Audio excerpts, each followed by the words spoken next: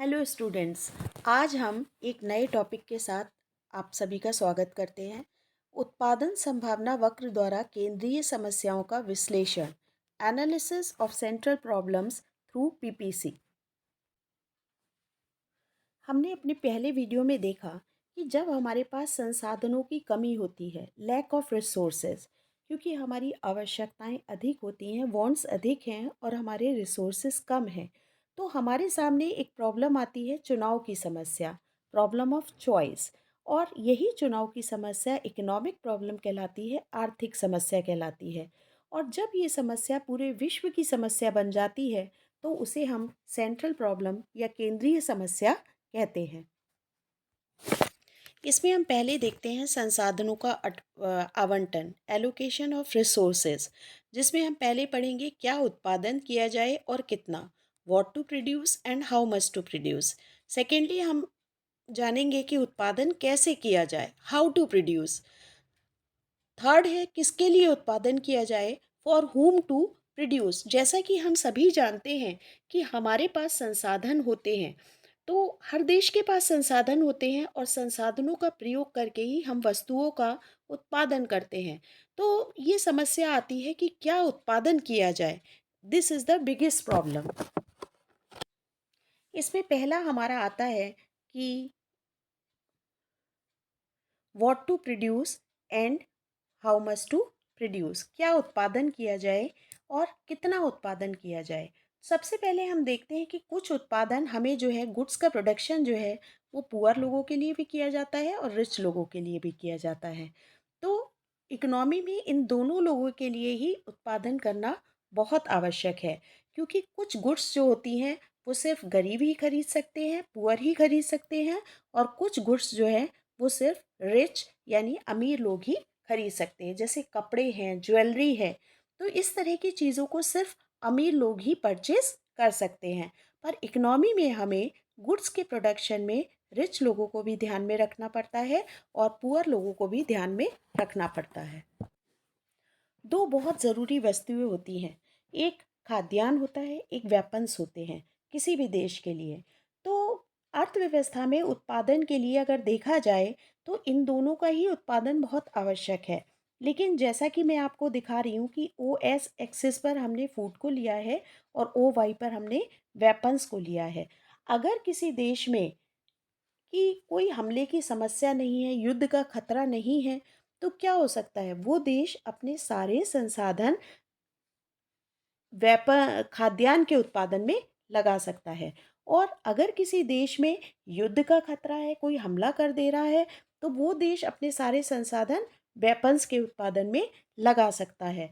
लेकिन कुछ संसाधन खाद्यान्न के उत्पादन में लगने चाहिए और कुछ वेपन्स के उत्पादन में लगने चाहिए। कि अगर फूड अधिक है तो वेपन्स कम, लोग भूखे मर रहे हों और वेपन्स की ज़रूरत नहीं हो, तो हम उस तरह से कर सकते हैं। तो इस प्रकार दो बहुत ज़रूरी वस्तुएं होती हैं, तो हमें इनका उत्पादन करना बहुत आवश्यक होता है। भारत में जो है भुखमरी भी है और वहाँ पर खतरे का भी डर रहता है, खतरा भी है भारत में। तो इस प्रकार से हम बीच का रास्ता कर सकते हैं कि हम अपने कुछ संसाधन तो खाद्यान्न के उत्पादन में लगा दें और कुछ जो है वेपन्स के उत्पादन में अपने संसाधनों को लगा दें।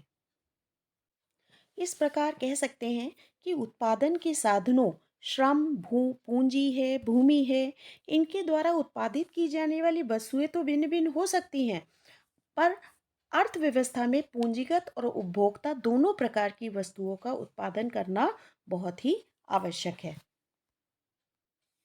साधनों के आवंटन में दूसरी प्रॉब्लम आती है हाउ टू प्रोड्यूस, यानी वस्तुओं का उत्पादन कैसे किया जाए। हम देखते हैं हम दो प्रकार की टेक्निक का प्रयोग करते हैं, लेबर इंटेंसिव तकनीक और कैपिटल इंटेंसिव तकनीक। लेबर इंटेंसिव तकनीक यानी श्रम प्रधान तकनीक, कैपिटल इंटेंसिव तकनीक यानी पूंजी प्रधान तकनीक। श्रम प्रधान तकनीक का प्रयोग करने पे इंक्रीज इन एम्प्लॉयमेंट यानी रोजगार में वृद्धि होती है। इसके फलस्वरूप प्रोडक्शन स्पीड जो होती है फिर भी स्लो रहती है, बहुत कम प्रोडक्शन की स्पीड रहती है, जिसके कारण हमारी पूर्ति भी जो है वो स्लो रहती है, सप्लाई भी कम होती है। अगर हम पूंजी प्रधान तकनीक का उपयोग करते हैं, कैपिटल इंटेंसिव टेक्निक का उपयोग करते हैं, तो हमारा प्रोडक्शन जो है स्पीड से होता है, तीव्र उत्पादन होता है। लेकिन उसका एक ड्रॉबैक ये होता है कि उससे अर्थव्यवस्था में बेरोजगारी की समस्या उत्पन्न होती है। इसमें हम देखते हैं कि OX पर हमने लेबर को लिया है, लेबर इंटेंसिव तकनीक को दिखाया गया है, और OY पर हमने कैपिटल इंटेंसिव तकनीक को दिखाया गया है। अगर अर्थव्यवस्था में पैसा है और बेरोजगारी नहीं है, तो हम उत्पादन जो है वो सिर्फ पूंजी प्रधान तकनीक के द्वारा कर सकते हैं। और अगर हमारी अर्थव्यवस्था में लेबर का प्रयोग करके हम सारा उत्पादन करते हैं, क्योंकि सभी लोगों को रोजगार देना ज़रूरी है, लेकिन ऐसा पॉसिबल नहीं है। जहाँ पर इंडिया जैसे देश की अगर बात करूँ, तो यहाँ पर स्पीड में प्रोडक्शन भी बहुत ज़रूरी है और हमें बेरोज़गारी भी दूर करनी है। इसलिए हम यहाँ पर लेबर टेक्निक का प्रयोग भी करते हैं और कैपिटल टेक्निक का प्रयोग भी करते हैं। नेक्स्ट हमारा आता है उत्पादन किसके लिए किया जाए, फॉर होम टू प्रोड्यूस। अब इकोनॉमी में दो तरह के लोग होते हैं, पुअर और रिच। तो ऑब्वियसली उत्पादन भी हमें इन दोनों के लिए ही करना होता है। इसे हम एक एग्जाम्पल के माध्यम से समझने का प्रयास करते हैं। माना एक व्यक्ति है और वो किसान है, उसके पास ज़मीन नहीं है, वो रेंट पर ज़मीन लेता है खेती के लिए ज़मींदार से। उसके बाद फिर वो क्या करता है, लोन लेता है बैंक से कि वो बीज खरीद सके, खाद खरीद सके अपनी खेती के लिए।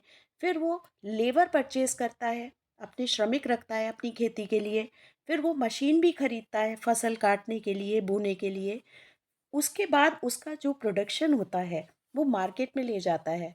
माना उसका प्रोडक्शन 2 लाख में बिका या 3 लाख में बिका, तो ये प्रोडक्शन कुल कितने लोगों से जुड़ा हुआ हो सकता है? 4 लोगों से ये प्रोडक्शन जुड़ा हुआ हो सकता है। 4 लोगों से प्रोडक्शन जुड़ा है, तो जो उसको लाभ होगा उसमें से वो 4 लोगों को हिस्सा देगा। जमींदार को वो रेंट दे देगा इस चीज़ का, और लोन की किस्त दे देगा, ब्याज दे देगा, जो लोन की किस्त होगी उसका ब्याज होगा वो भी दे देगा, लेबर को उसका भुगतान कर देगा। इसके साथ ही वो उसमें से अपने स्वयं के लाभ को भी निकाल लेगा। तो इस प्रकार से वो अपने प्रॉफिट को रिच और पुअर दोनों में ही डिवाइड कर देगा। संसाधनों के बंटवारे के बाद दूसरा पॉइंट हमारा आता है साधनों का पूर्ण प्रयोग, फुल यूटिलाइजेशन ऑफ रिसोर्सेज। अगर हम संसाधनों का पूर्ण उपयोग करें तो ही हम अपनी उत्पादन को कर पाएंगे।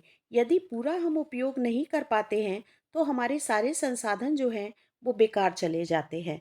जैसे कि डायग्राम के माध्यम से दिखाया है मैंने कि ओ एक्स एक्सिस पर एक्स वस्तु को लिया है और ओ वाई पर वाई वस्तु को लिया गया है।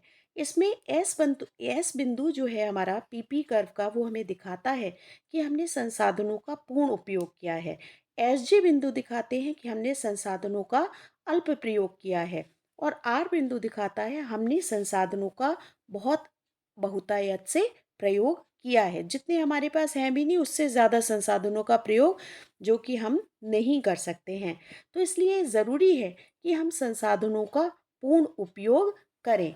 अगर नहीं करेंगे तो हमारे सारे संसाधन जो हैं वो बेकार चले जाएंगे। नेक्स्ट पॉइंट है साधनों का विकास यानी ग्रोथ ऑफ रिसोर्सेज। हम साधनों में वृद्धि व विकास करके भी पीपी उत्पादन संभावना वक्र की जो अधिकतम सीमा है उससे भी अधिक हम उत्पादन कर सकते हैं। जैसे कि इस डायग्राम में देखिए कि पीपी उत्पादन संभावना वक्र जब ये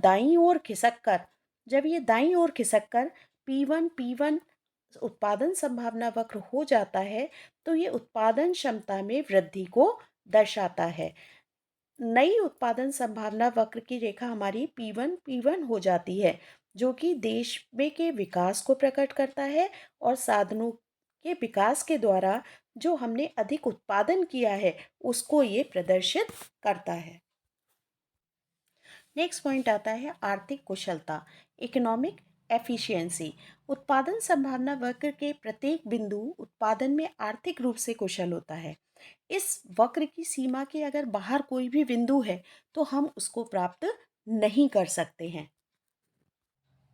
इस प्रकार हम देखते हैं कि ओ एक्स एक्सिस पर इसमें हमने एक्स गुट को दिखाया है और ओ वाई पर वाई वस्तु को दिखाया है।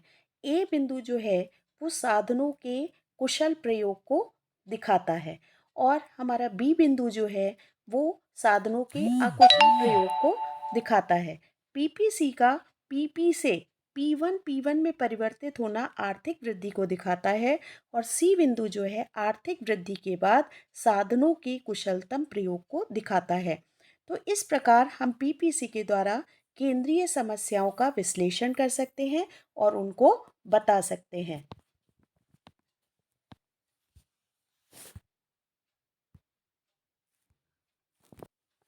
Thanks for watching my video.